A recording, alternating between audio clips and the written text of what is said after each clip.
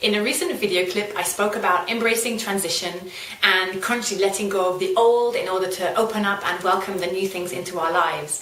And I've been interested to notice something that's accompanied my own transition from living on my own to living with my boyfriend. And that's that in my fervent desire to welcome this new person and this new phase of my life in, I've been purging like never before. Over the past few years, I've gotten much better at going through my closets and drawers and bookshelves and just letting go of the things that I don't need anymore and just simplifying, and it always feels so great.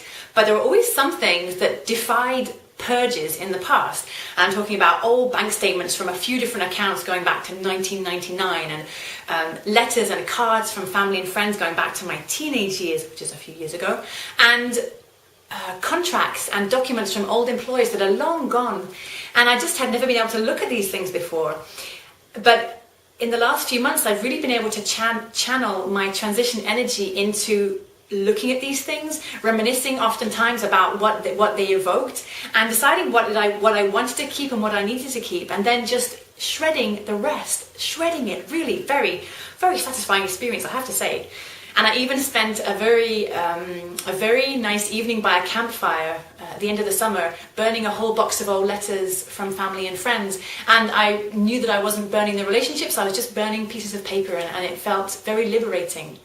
So as a result, I've created lots of physical space in my apartment, which is cool. But more than that, I've created space in my life. And when we do that, when we purge and we let go of things, we create space in our lives, we create a void, and the universe, which doesn't like voids, is going to find a way to fill it. But it'll fill that void with things that we're asking for. So it could be new physical things, new material things, but it could also be new opportunities, it could be new ideas, creativity, it could be new people.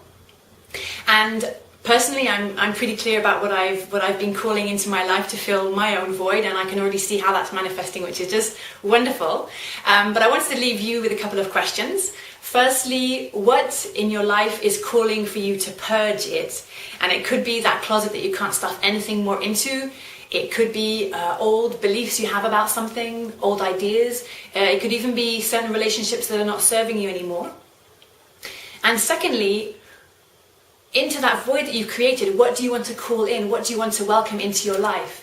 And if you have conscious answers to both of those questions, and if you act on those, then I can pretty much guarantee that in a pretty short space of time, your life's going to be in a very different place, and it's going to feel great. So have fun. Till the next time.